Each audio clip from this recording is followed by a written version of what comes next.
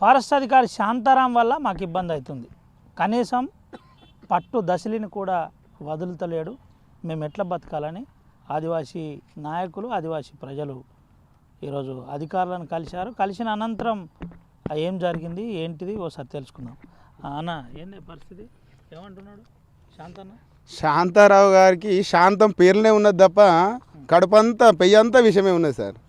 ఇక్కడ ఆదివాసీలు అడవిని కాపాడుకుంటా వాళ్ళ జీవనమే రాత్రి పగలు అనకుండా అడవిలో ఉంటారు. ఈ యొక్క 1500 మంది రైతులకు ఎటువంటి వ్యవసాయ భూమి కానీ వారసత్వ భూమి కూడా లేదు.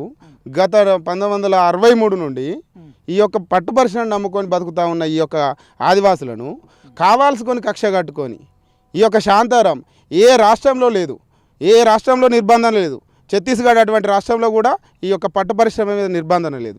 ఇంకొకటి ఏంటంటే మహారాష్ట్రలో లేదు, పక్కనే ఉన్నటువంటి ఖమ్మంలో కూడా లేదు. కానీ కావాల్సుకొని ఈ యొక్క శాంతారావు శాంతం లేని రావో, ఆయనకు శాంతం లేదనుకుంటా. ఇంట్లో ఉన్న ప్రెస్టేషన్ మొత్తం, ఆయన కుటుంబంలో ఉన్న ప్రెస్టేషన్ మా ఆదివాసుల మీద ఇస్తూ ఉన్నాడు అనుకుంటా. ఎందుకంటున్నామంటే ఎక్కడ పోయినా అదే పరిస్థితి. నిర్మల్లో అదే పరిస్థితి, అదే ఇక్కడ మా కాకినాడలో చేసినప్పుడు కూడా అదే పరిస్థితి, ఈ మంచిర్యాలలో వచ్చినా అదే పరిస్థితి.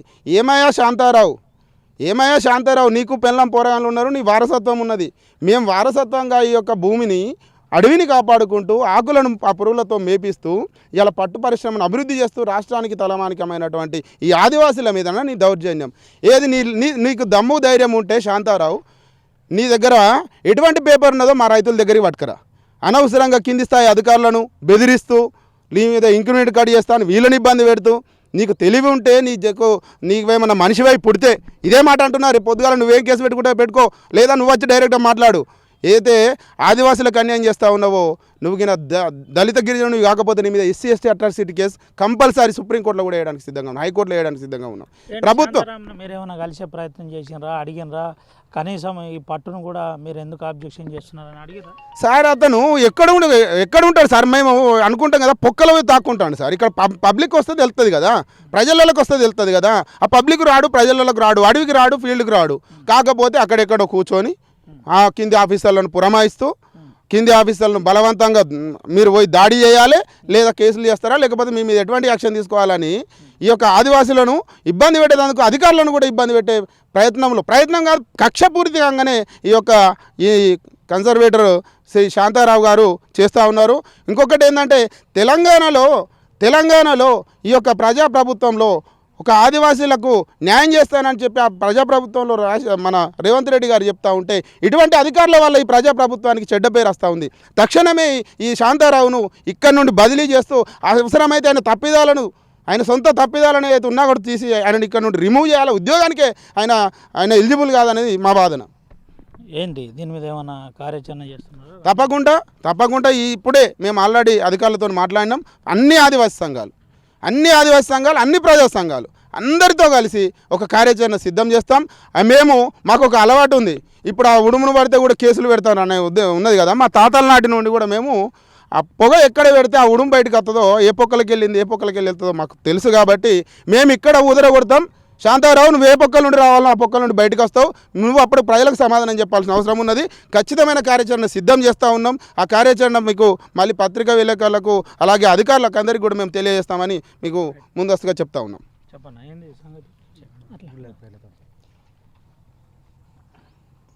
ఈరోజు ఆదివాసులను అడవుల నుంచి వెళ్ళగొట్టే ప్రయత్నం చేస్తున్న ఫారెస్ట్ అధికారులకు నా ఒక్కటే హెచ్చరిక.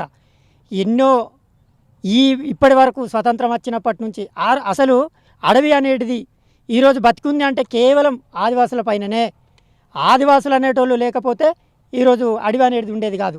1960 నుంచి నేటికి జీవనాధారంగా పట్టుపురుగులు పెంచుకొని బతుకుతున్నారు వాళ్ళు. కొత్త కాదు కదా. ఇలా నువ్వు కొత్తగా వచ్చినావు కావచ్చు, గతంలో ఎంతమంది నీలాంటి ఆఫీసర్లు వచ్చిండ్రు కావచ్చు, ఎంతమంది ఆఫీసర్లు పోయిన, ఏ ఆఫీసర్ కూడా ఇంత దౌర్జన్యంగా వ్యవహరించలేదు మాతోటి. అదొక ప్రకృతిలో భాగమైన క్రాప్ అది. దానివలన అదే చెట్లు నష్టపోతాయి అంటాడు. మరి ఇన్ని సంవత్సరాల నుంచి ఉన్న చెట్లు ఎన్ని నష్టపోయినాయో చూపెట్టారా? మరి మీ వలన ఎన్ని చెట్లు నష్టపోయినాయో, అసలు మీరు ఎంత నష్టం చేస్తున్నారు, ఎంత ప్రభుత్వ సొమ్మును లూట్ చేస్తున్నారో మేము చూపెడతాం. కంపెనీలు ఏం చేస్తున్నారు, మీరు ఎంతవరకు తిన్నారో మాకు తెలుసు. ఇప్పటికీ రేపు ఇవాళ మేము అనుకుంటే రేపటి నుంచి మీ మీద కార్యాచరణ స్టార్ట్ చేస్తాం. 100% ఏం చేసిందో మాకు తెలుసు. అవన్నీ మేము బయటికి తీస్తాం. రానున్న రోజులలో నీ పరిస్థితి ఏందో చూపెడతాం. ఆదివాసుల జోలికత్తే ఖబర్దార్, ఎవరినైనా ఊకుండేది లేదు. ఇదే మీకు ఫస్ట్ హెచ్చరిక. త్వరలో ఈ ఐక్య సంఘాల ఆధ్వర్యంలో అన్ని సంఘాలను ముందడికి తీసుకొని పోతూ అందరితోటి చర్చించి డిస్కషన్ చేసుకొని రానున్న రోజులలో నీ భవిష్యత్తు ఏందో బయట పెట్టడానికి మేము సిద్ధంగా ఉన్నాం. తమ్ముడు ఏంది పరిస్థితి? మన తెలంగాణ రాష్ట్రంలో 49 జీవో అంతటా బంద్ అయింది, కానీ మన మంచిర్యాల జిల్లాలో బంద్ కాలేదు. ఈ యొక్క శాంతారావుకి ఒక్కరికే ఈ 49 జీవో ఉన్నట్టున్నది. మా యొక్క ఆదివాసీలను ఏ రకంగానైనా ఇబ్బంది పెట్టే ప్రయత్నం చేస్తున్నాడు. ఇలాంటి ఇబ్బందులకు గురి చేస్తే తప్పకుండా ఖబర్దార్ శాంతారావు, ఇక్కడ నుంచి వెళ్ళి తరిమి కొట్టడం ఖచ్చితంగా జరుగుద్ది. మేము ఎక్కడికైనా వెళ్ళడానికైనా సిద్ధం. అవసరమైతే ఢిల్లీకైనా వెళ్తాం. 1500 మందితో మేము ఇక్కడ కలెక్టరేట్ ముంగట ముట్టడి చేసే కార్యక్రమానికి కూడా మున్ముందు చేపట్టే కార్యక్రమం ఉంది.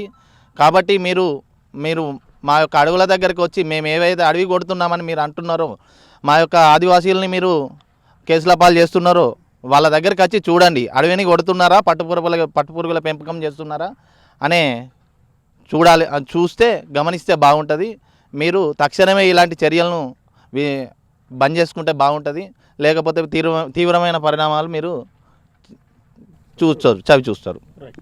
ఇది పరిస్థితి. తీవ్రమైన పరిణామాలు ఉంటాయని చెబుతున్న పరిస్థితి కనబడుతుంది. ఒకవేళ ఇదే పరిస్థితి ఉంటే రానున్న రోజుల్లో ఉద్యమాన్ని తీవ్రతరం చేస్తామని చెబుతున్నాడు. ముఖ్యంగా శాంతారామే ఇదంతా చేస్తున్నాడు. దీనిపై వెంటనే ప్రభుత్వం కూడా స్పందించాలని చెబుతున్నారు. అయితే నేషనల్ పార్క్ లాంటి ఛత్తీస్గఢ్ రాష్ట్రంలోనే దశలి పట్టు సంబంధించిన పురుగులను పెంచే ప్రయత్నం చేస్తున్నారు. అటువంటిది తెలంగాణ రాష్ట్రంలో ఖమ్మంలో కూడా ఇప్పుడు టుడే లైవ్లో ఉంది. ఎందుకు ఇక్కడే ఆబ్జెక్షన్ చేస్తున్నారని సూటిగా ప్రశ్నిస్తున్న పరిస్థితి కనబడుతుంది. ముఖ్యమంత్రి సానుకూలంగా ఆదివాసుల దిక్కున్న ఎందుకు శాంతారాం ఆదివాసులను పట్టి పీడిస్తున్నాడని చెబుతున్న పరిస్థితి కనబడుతుంది. కెమెరా సుమంతో రవినాయక్, RTV, ఆదిలాబాద్.